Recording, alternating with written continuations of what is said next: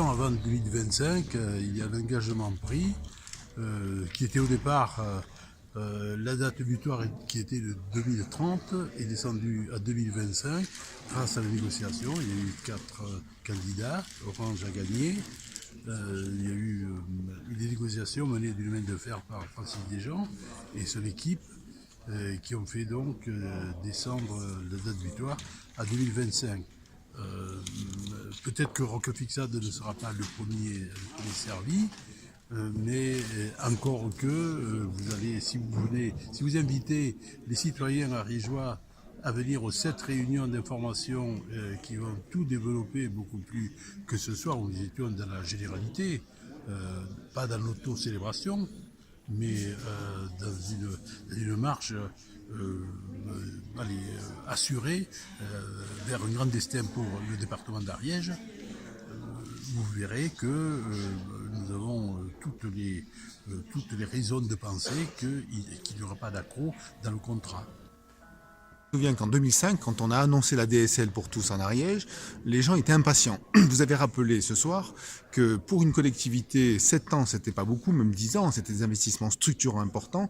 Pourtant, je suis sûr que dès demain, dès que ça va apparaître dans la presse, tous les Ariégeois vont dire « mais nous, on l'a pas, quand est-ce que ça va arriver, la fibre optique, chez nous ?» Qu'est-ce qu'on peut leur répondre ? Oui, ils vont venir à ces réunions.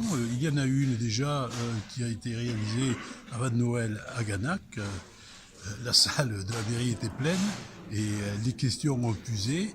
Bien sûr, tout le monde va dire c'est la règle, et moi, et tout de suite, et partout, sauf dans mon jardin, ou surtout, partout, surtout dans mon jardin.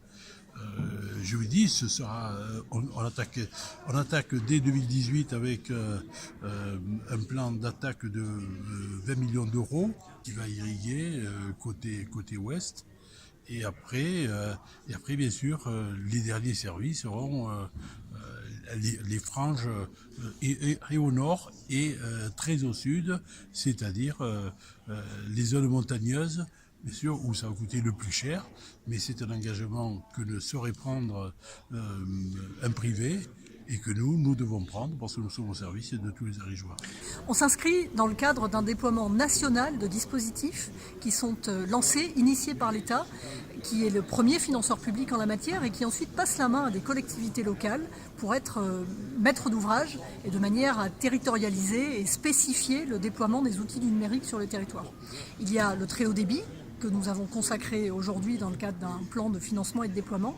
Et puis, il y a la téléphonie mobile, qui est aussi un champ très important pour l'ensemble des utilisateurs et pour lequel un accord historique qui a été conclu au début de l'année 2018, qui va consacrer la couverture de toutes les zones blanches et même des zones grises par l'ensemble des opérateurs de téléphonie mobile dans les années qui viennent, grâce à une négociation qui a été menée de manière centrale et grâce à laquelle l'ensemble des opérateurs vont déployer des pylônes sur tout le territoire qui seront repérés à la fois par les collectivités et par les représentants de l'État et signalés à une instance nationale qui répartira les moyens des opérateurs.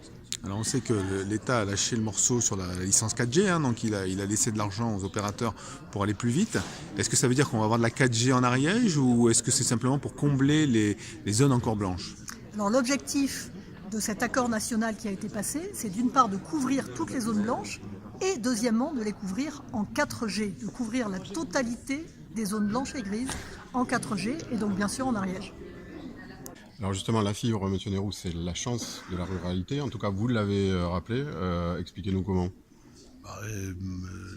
L'Ariège avait des défauts de ses qualités, c'est-à-dire on y vit bien, mais on est loin de tout, il n'y a pas beaucoup de monde, et puis ce qui a changé, enfin, ces mauvaises pratiques, ou bien cette mauvaise image qu'avait le monde rural, pouvait perdurer. Mais la magie, c'est la fibre. La fibre d'être connectée au monde entier et vous pouvez, il y a un jeune qui s'est installé, qui fait du télétravail dans un village d'Antras qui est à l'extrême ouest du département et encore il n'a pas le très haut débit, il a le haut débit. Nous l'avions installé, il y avait une réunion avec une manifestation avec Enedis et avec le syndicat des communes électrifiées. Moi j'ai toujours pensé qu'il y aurait un retour de balancier pour peu le monde rural soit doté des mêmes avantages technologiques que la grande ville. Quand elle a commencé, quand Augustin Maurepas a commencé à lancer l'opération en 2003, qui a refusé le pacte des départements innovants, où l'acteur principal avait dit territoire, dormez en paix, on s'occupe de vous. On aurait attendu longtemps. Il a fallu la pugnacité d'Augustin et aussi de Francis Desjean pour renverser la vapeur. Moi, je ne m'arroge aucun mérite dans cette opération-là. Je sais où je me trouve, je me suis retrouvé au bon endroit pour signer. Voilà.